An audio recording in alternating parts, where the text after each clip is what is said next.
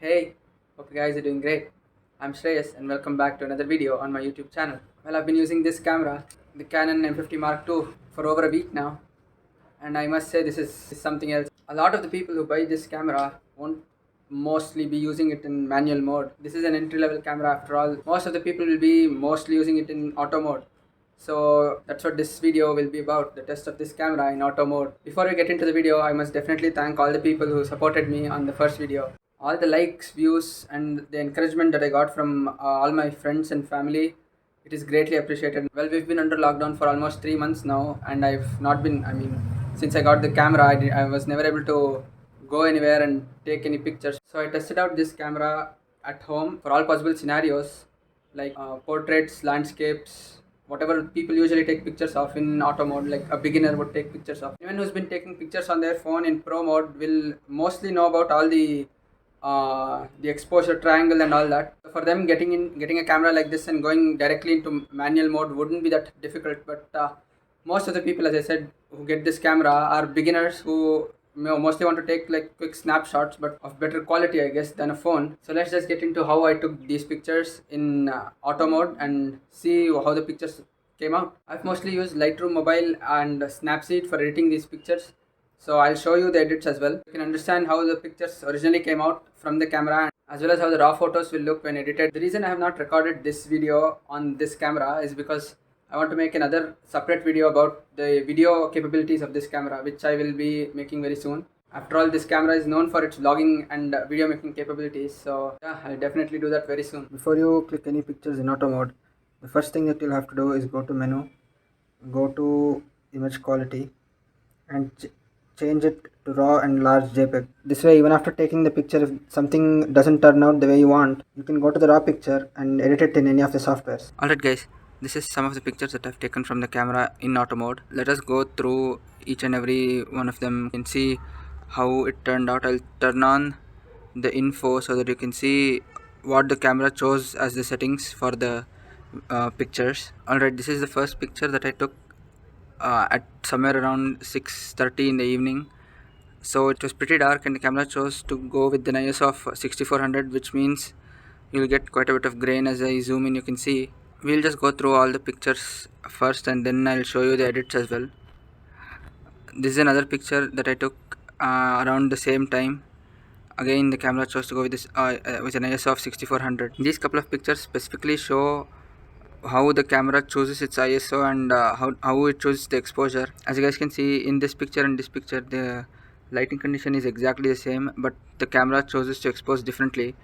Here the camera chose to expose to the lighter part or the brighter part of the image, and here it chose to expose the entire image properly. This is basically where the disadvantage of auto mode comes into picture, because when you want a particular point in the image to be exposed properly, the camera usually doesn't choose the right point. But since these are raw files, they can be edited and made to look the way you want. I'll show the edits as well later. This is another picture that I took indoors under artificial lighting conditions, and as you can see, the camera has chosen to go with an ISO of 6400 again. So this is what happens in auto mode. Whenever you take pictures in low lit conditions, the camera increases the ISO all the way up, meaning you'll have a lot of grain in your image. So if you're going to be shooting in auto mode, make sure you are in a well lit condition where there is good amount of natural light or a good amount of artificial light. Either way, make sure the subject is properly lit so that the camera chooses a lower ISO and your images will be much sharper. This is another picture that I took under natural lighting conditions, and here the ISO is only 1600. So if your subject is properly lit, then definitely the camera will perform extremely well. This picture was taken outside under much better lit condition, and you can see it's pretty sharp and there are no grains at all because the ISO is only 200. This was a portrait of myself that I took using the Canon's Camera Connect app, and as you can see, the exposure and the sharpness is extremely good, and with the camera's dual pixel autofocus, the eye detection and all of that, your portrait will come out extremely sharp because it will be focused perfectly on the eye, and if the camera cannot find the eye, it will detect the face and keep the face in focus. This is another image that I took indoors under artificial lighting conditions, and as you can see, the ISO is again extremely high at 6400. In the camera's auto mode, you can't choose the upper limit of the ISO. In manual mode you can, but in auto mode you can't.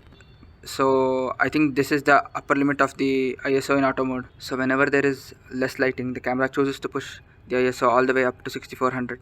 This image I took outside under good lighting conditions, and this particular composition I took especially to show you how effective the camera's bokeh is, the out of focus background that is. At 45mm with a maximum aperture of f6.3 on the lens, you can still get a pretty good out of focus background. So the only thing that you will have to keep in mind is the distance between you and the subject.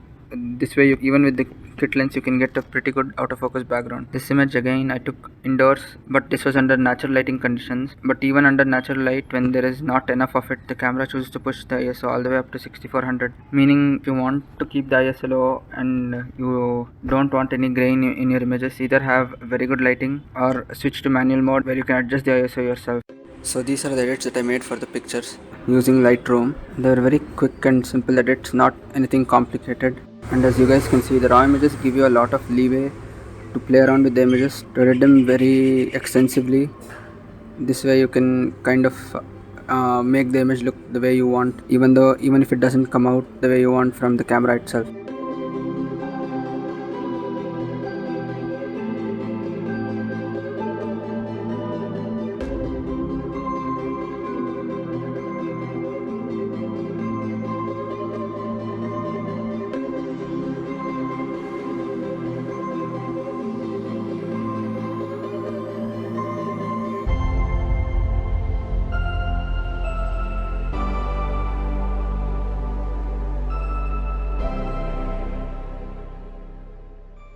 Alright guys, that's about it for this one. If you guys like the video, do let me know by hitting the like button. Do subscribe to the channel and do follow me on Instagram.